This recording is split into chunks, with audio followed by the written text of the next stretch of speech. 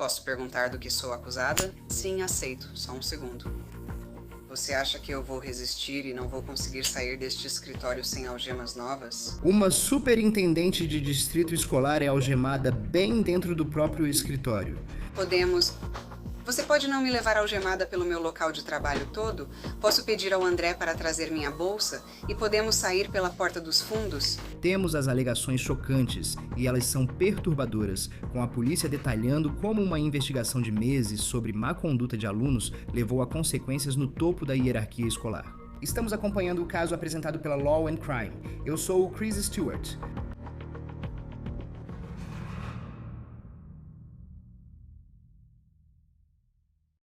Veja, já mostramos muitos professores algemados neste programa, por vários motivos. Sempre choca ver isso, mas nunca tivemos um superintendente algemado. É algo raro de se ver.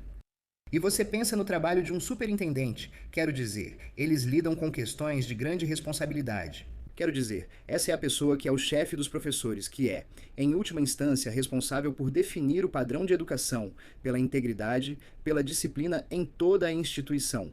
Então, qualquer deslize pode causar danos sérios e, em alguns casos, irreversíveis à reputação de um distrito. Mas, às vezes, proteger a reputação de um distrito escolar pode ter um efeito contrário de forma significativa. E é exatamente isso que supostamente aconteceu neste caso em particular. Veja agora o momento em que a câmera corporal da polícia registra os oficiais levando este superintendente sob custódia. Mas antes, entenda como chegamos até aqui. Vamos direto ao ponto. Tudo isso ocorre em Longview, Washington, a cerca de 8 quilômetros da fronteira com Oregon.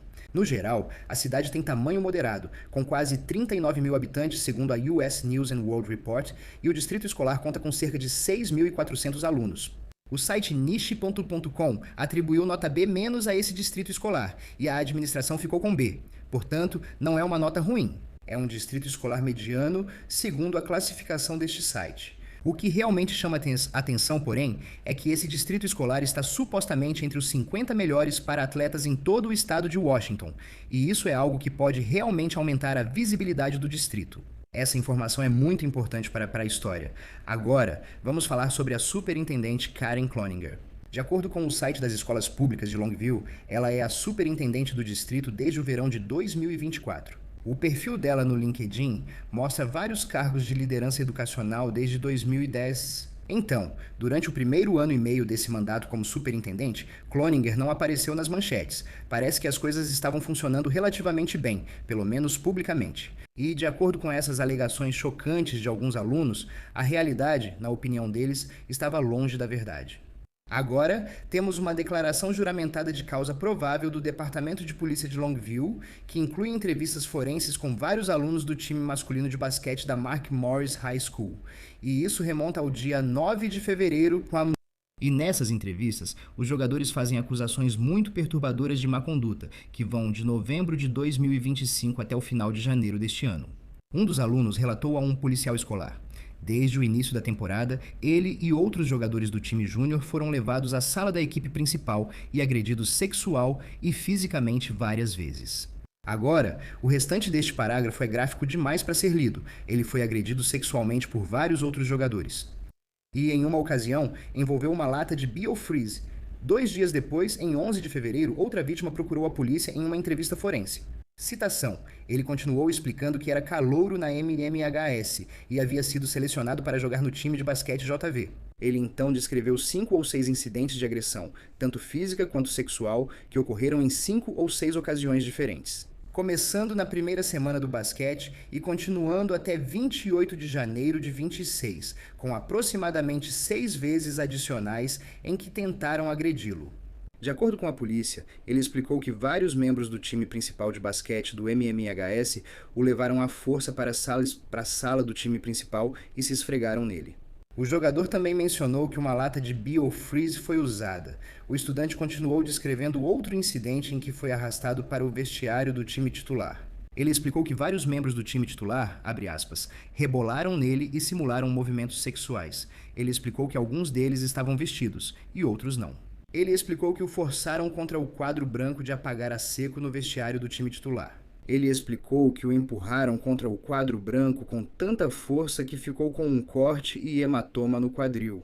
Durante toda a itinerária da entrevista, o estudante deixou claro que o trote acontecia toda vez que ele era arrastado para o vestiário do time titular e que todos do time titular, exceto alguns poucos jogadores, participaram das atividades de trote em algum momento. Ele explicou que o trote era os jogadores rebolando, simulando ato sexual e esfregando as nádegas ou órgãos genitais nele. Agora, essas acusações por si só são chocantes, são perturbadoras e, claramente, supostamente passaram dos limites por tempo demais. Então agora a pergunta é, quando algum membro da equipe ficou sabendo disso? Uma das vítimas, estudante, contou à polícia que relatou quase tudo ao diretor, vice-diretor e técnico principal de basquete da escola. Ele afirmou ter sido chamado ao escritório do vice-diretor quase diariamente por 2 semanas antes da entrevista com a polícia. No entanto, ele disse que omitiu detalhes sobre o abuso sexual envolvendo funcionários da escola porque não queria colocar seus colegas de equipe em apuros. Porém, ele disse que mencionou o incidente do biofreeze, junto com uma ocasião em que a primeira vítima estudantil lhe contou que havia sido estuprada completamente na sala do time titular. Agora, uma das mães das vítimas relatou à polícia ter recebido uma ligação do vice-diretor em 29 de janeiro, informando que algo ocorrera com o time. E só na semana seguinte, em 4 de fevereiro, o filho da mulher já havia procurado o vice-diretor sobre o suposto abuso que sofreu. Mas o vice-diretor disse a ele que havia uma investigação em andamento. Então, até esse momento, essa investigação estava sendo conduzida dentro da escola. Segundo a polícia, alguns supostos alunos envolvidos foram suspensos por má conduta. Então, quando a polícia entra nesse caso? Segundo o relatório policial, em 8 de fevereiro, um policial foi informado sobre uma investigação em andamento relacionada a ameaças com arma de fogo na Mark Morris High School. O policial soube de uma saída coletiva em protesto planejada na escola para o dia seguinte, relacionada a um suposto abuso sexual possivelmente ligado ao time de basquete. No mesmo dia, outro policial foi informado por um pai sobre seu filho ter sido abusado sexualmente na equipe. A polícia foi à escola investigar a ameaça de arma de fogo e questionou o policial designado à escola sobre alegações de abuso sexual. Citação. Na breve conversa que tive com o policial responsável pela escola, ficou claro que ele não possuía detalhes relevantes sobre investigações ativas ou concluídas de abuso sexual.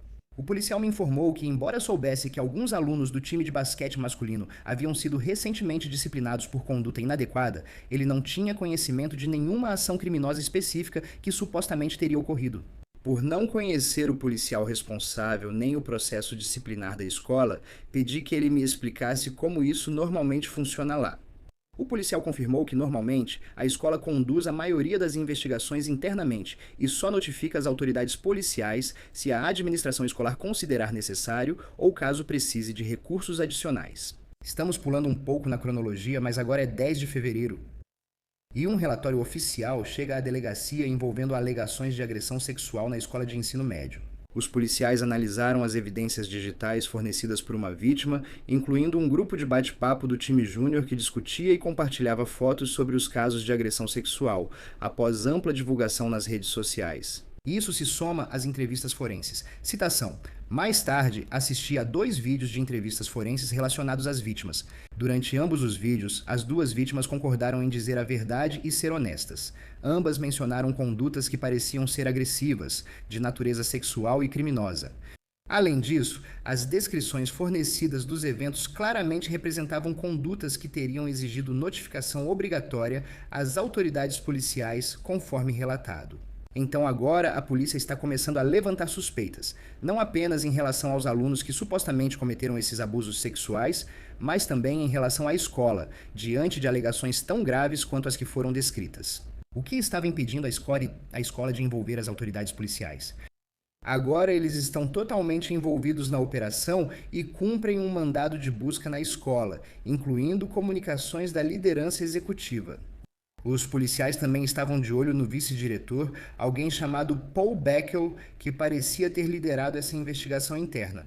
Em 13 de fevereiro, policiais foram à casa dele porque faltou à escola no dia anterior, coincidindo com o cumprimento do mandado de busca na escola. Citação. Chegamos à casa dele em uma SUV policial descaracterizada, usando roupas comuns. Batemos na porta da frente da casa dele e a esposa dele veio nos cumprimentar. Perguntamos se o Paulo estava disponível e ela disse que ele foi a Longview encontrar a superintendente Karen Cloninger e um assistente.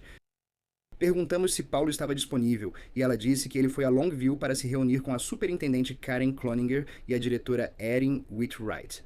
Ela ligou para ele e disse que estávamos lá e interessados em conversar. Ele disse que estava perto de Cathlamet, Washington, e que logo voltaria para Longview. A polícia se reuniu com o vice-diretor Beckel em uma cafeteria próxima para conversar. É aqui que as coisas ficam interessantes. A polícia pede que ele fale sobre a investigação, mas ele inicialmente minimiza o relato das alunas vítimas. Mas então, por favor, mostre a ele as próprias anotações sobre o incidente do biofreeze. Citação. Paul respondeu com um comentário sobre como isso era apenas uma frase em 26 páginas. Paul então ficou na defensiva e mudou o rumo da conversa. Ele fez comentários indicando que tínhamos mais informações do que ele havia recebido, com base no fato de termos cumprido um mandado de busca na escola. Apesar disso, suas anotações detalhadas indicavam que a vítima havia lhe contado que biofreeze tinha sido borrifado em suas nádegas. Paulo explicou que investigava ao máximo e depois repassava as informações para outros, buscando orientação sobre os próximos passos. Mas Paulo não disse com quem ele consultou para obter essa orientação. No entanto, a polícia tinha evidências de que houve consulta entre o vice-diretor e outros membros do escritório executivo. Citação. Consultamos as anotações de Paulo, onde ele escreveu sobre uma reunião com Eric Hick, Eugênio Parrish, diretor executivo de comunicações e operações do Distrito Escolar de Longview, e a diretora Erin Whitwright, pessoalmente, e com Karen Cloninger, por telefone no dia 4 de fevereiro. As anotações dele mostravam que discutiram a obrigatoriedade de notificação e que ele soube que não precisavam relatar naquele momento. As anotações dele também mencionavam a possibilidade de enviar algum tipo de comunicado para MMHS e para o Distrito Escolar de Longview, e como ele foi novamente informado que não. O vice-diretor supostamente continuou explicando que o policial responsável pela escola não achava que havia provas suficientes para acusações criminais nesse caso. No entanto, veio à tona que ele supostamente não compartilhou todos os detalhes da investigação com o policial da escola, incluindo o incidente com o biofreeze. Os policiais entrevistaram o diretor da escola, Aaron Whitwright. Citação. O detetive Hartley perguntou a Aaron qual tinha sido o envolvimento dele na investigação na MMHS envolvendo o time de basquete masculino. Ele explicou que foi informado sobre a situação por volta de 28 ou 29 de janeiro. Ele disse que não entrevistou diretamente os alunos, mas acompanhou algumas entrevistas e teve acesso às anotações de Paulo durante toda essa investigação. Ele também explicou que qualquer coisa que surgisse, ele estava em comunicação com o nosso escritório distrital, Dr. Cloninger, ou Andy Schoonover, que é o diretor executivo de serviços estudantis do distrito. Agora surge que a superintendente Karen Cloninger já estava em contato sobre o incidente desde o fim de janeiro e o diretor foi informado de novas informações. Citação. Perguntei a Aaron se ele já havia conversado com o SRO. Ele disse que se reuniu com Andy e Karen Cloninger sobre um relatório do CPS. Ele explicou que Karen disse a ele que iria consultar o advogado. O advogado disse a Karen para que eles consultassem o SRO. Ele acreditava que foi mais tarde naquele dia ou no dia seguinte que ele e Andy se reuniram com o SRO e discutiram o caso. Ele explicou que eles compartilharam informações com o SRO sobre, abre aspas, bundas em rostos e genitália em rostos, e que lhes foi dito que não era um crime a menos que, abre aspas, os pais queiram levar isso adiante. Eu esclareci com Aaron e perguntei qual detalhe havia sido especificamente compartilhado com o SRO. Aaron então voltou atrás e explicou que eles tinham contado ao SRO sobre bundas em rostos e pessoas dançando ao redor, mas não conseguia se lembrar do que mais havia sido compartilhado. Perguntei se o SRO recebeu detalhes sobre quais alunos estavam envolvidos ou acesso às anotações de Paul, e ele disse que não.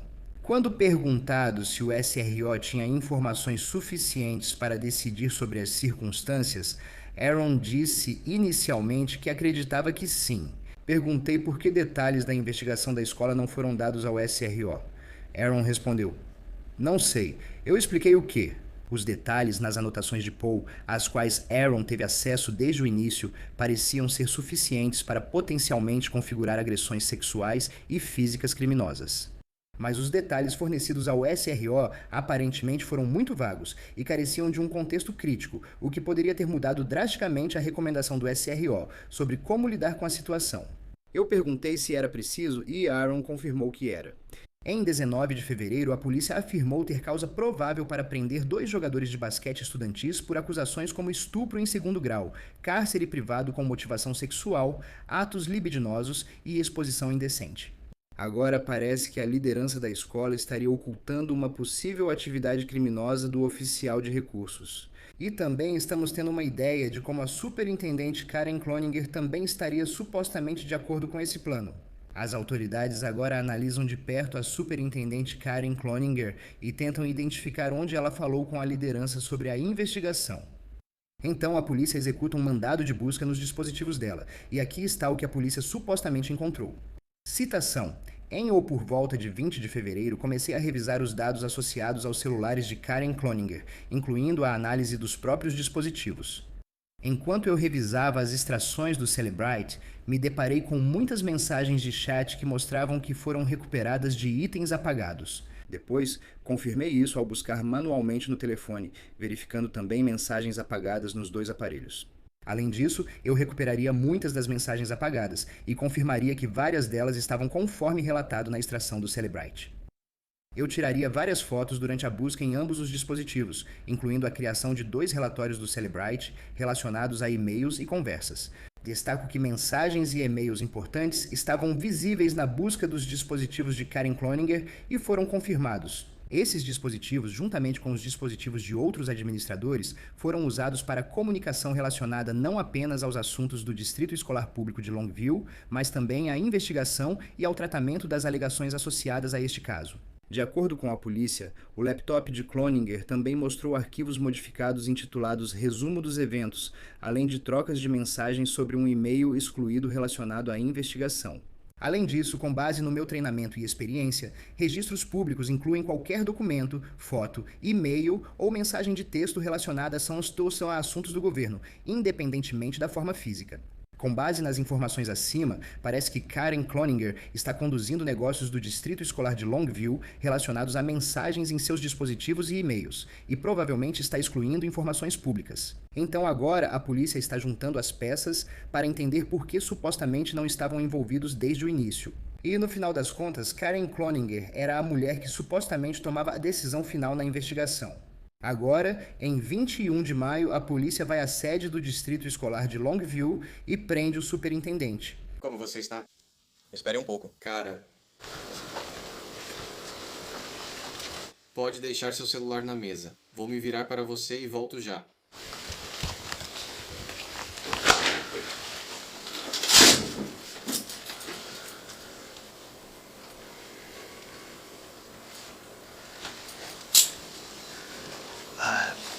Vamos só acompanhá-la até a saída.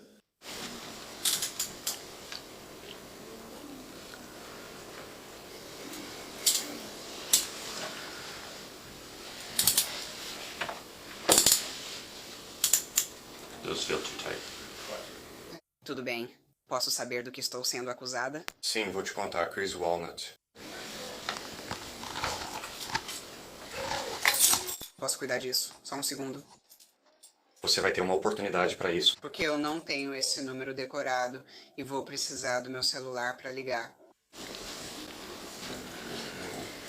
Não falei que ia pegar seu celular.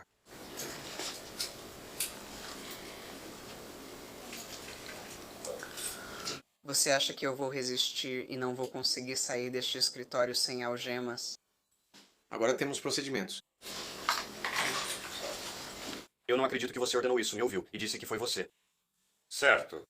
Dê um passo à esquerda e vou pegar o documento para ler as acusações exatas para você.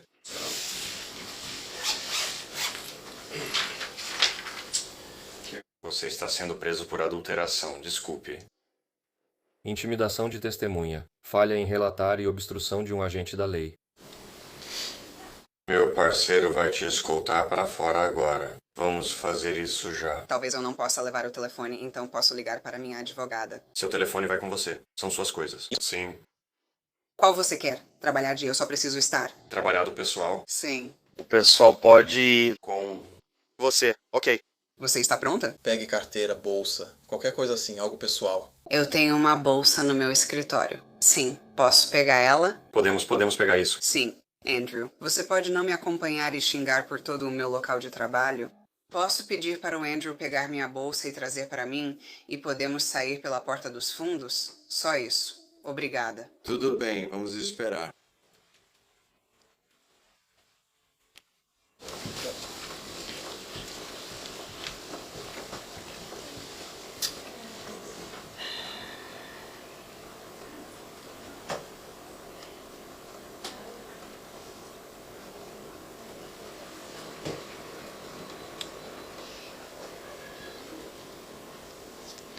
Ei. Você pode pedir pra Medina encostar o carro nessa porta aqui? A gente sai por essa porta. Assim fica melhor se a gente sair por essa porta. Sim, eu agradeceria. Obrigada.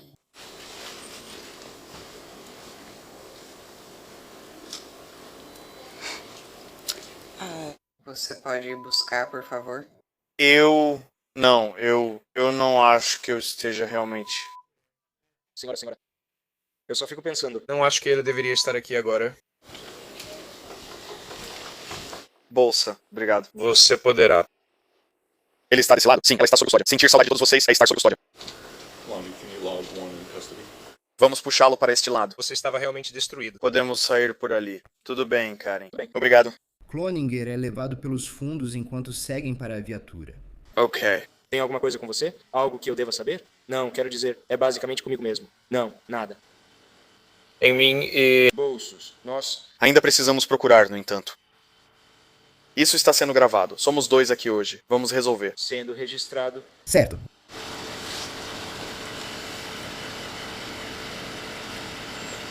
Eu só estou usando essa calça, tipo, não tem outra cueca.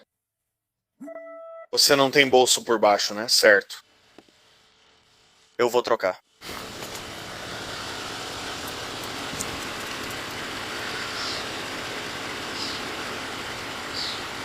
Não estou te deixando nada. Sente-se, consegue se mover. Eu só preciso ver o que tem aqui dentro. Algemas são muito grandes. Estão apertadas. É um...